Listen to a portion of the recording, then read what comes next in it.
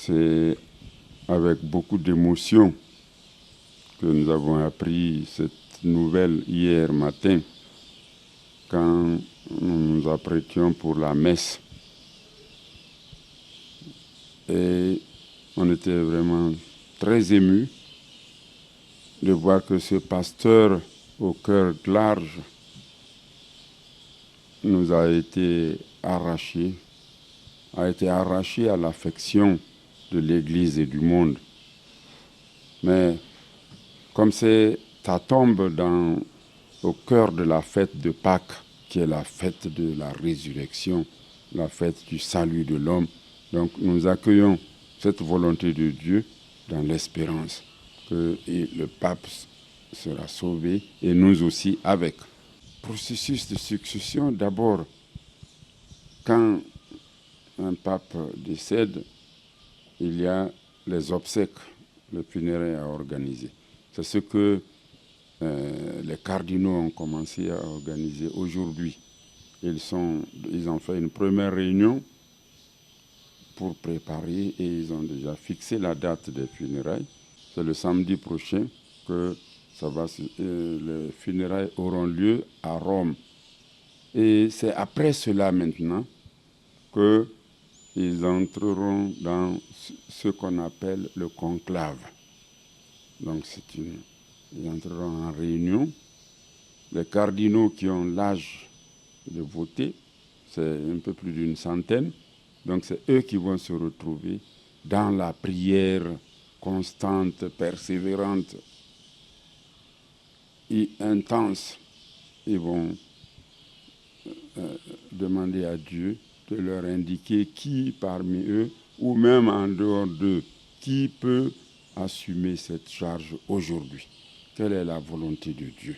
C'est dans la prière qu'ils trouveront ce que le Seigneur indique. Voilà, donc pour le moment, nous sommes en deuil, on est en train de préparer les funérailles. Après cette préparation, après les funérailles, il y aura le conclave. Donc on priera aussi pour accompagner les cardinaux qui seront en réunion à Rome pour préparer et choisir parmi les baptisés qui peut être pape aujourd'hui pour succéder au pape François. Je retiens que c'était un pasteur au cœur large, un pasteur plein d'attention à l'homme, à la nature, à tout ce qui touche la dignité de l'homme. Et c'est ainsi, parmi les œuvres immenses qu'il a eu à accomplir, il y a eu des encycliques sur l'écologie, etc. Parmi ces œuvres immenses, je signale simplement que le pape, en 2019, le pape a co-signé un document sur la fraternité sociale. Et il a signé ce document avec le recteur de la mosquée Al-Azhar d'Égypte. Donc, pour montrer que la fraternité est universelle. En effet, pour chrétiens et musulmans, la fraternité est universelle.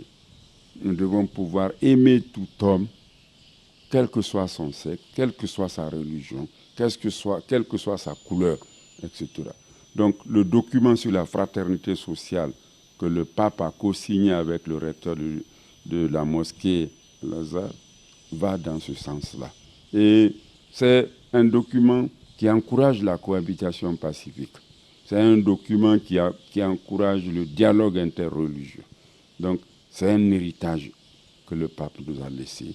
Et je prie le Seigneur de donner le courage à l'homme aujourd'hui pour continuer un travail dans le sens de cet héritage que le pape François nous a laissé.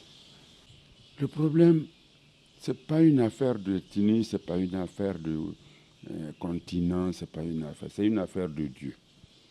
Si la volonté de Dieu voudrait cela, mais qui suis-je pour être contre? Je serais heureux. Mais si la volonté de Dieu, c'est qu'aussi un autre continent, il y ait le choix dans un autre continent, je serais heureux que la volonté de Dieu soit faite. C'est ça notre prière. La religion chrétienne demande que l'homme ceux qui ont l'âge de se marient. Et qu'on soit reconnu devant la société, devant les leaders religieux, qu'on est un couple. En dehors de cela, la religion ne voudrait pas qu'il y ait le vagabondage, qu'il y ait des choses qui n'arrangent pas la vie en communauté. Donc, quand les enfants sont nés dans une famille normale, les enfants sont accompagnés dans une famille normale, ils grandissent dans une famille normale, alors ils contribueront à l'édification d'une société solide.